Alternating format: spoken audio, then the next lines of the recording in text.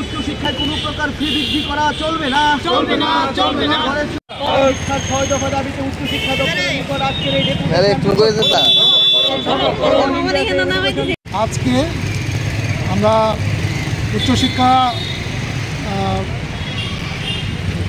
অধিকর্তার নিকট 6 দফা দাবিতে আমরা একটা ডেপুটেশন দিতে যাচ্ছি।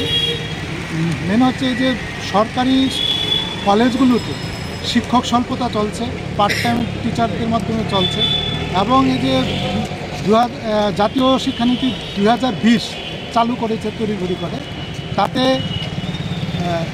যে সিলেবাস সঠিকভাবে সিলেবাসের এখন পর্যন্ত হয়নি, সঠিক সিলেবাস করা হয়নি। এতে ছাত্রছাত্রীদের পড়াশোনা প্রচণ্ড ব্যাঘাত ঘটছে এবং এতে শিক্ষার মান তড়িঘড়ি প্রচণ্ড খারাপ হচ্ছে প্রত্যেকটা। এবং কিছু কলেজে মাস্টার ডিগ্রি চালু করা হয়েছিল বাংলা এবং ইংরেজিতে, সেখানেও শিক্ষকের স্বল্পতা এবং সিলেবাসের সঠিক সিলেবাস নেই, সেই কারণে সেই কোর্সটাও বন্ধ হতে চলেছে।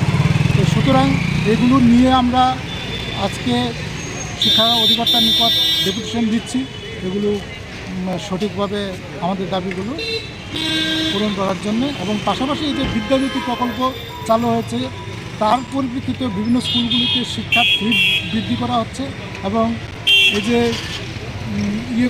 শিক্ষক প্রতিটা সাবজেক্ট বিভিন্ন বিষয়ে শিক্ষকও একদম স্বল্প খরচে শিক্ষক নিয়োগ করা হচ্ছে এবং শিক্ষক স্বল্পতা প্রত্যেকটা স্কুলে রয়েছে। তাই এগুলো পূরণ করার দাবিতেই আমরা আজকের এই ডেপুটেশন। আপনার পরিচয়? আমার নাম অসিত দাস, সম্পাদক all India civil education committee Tripura.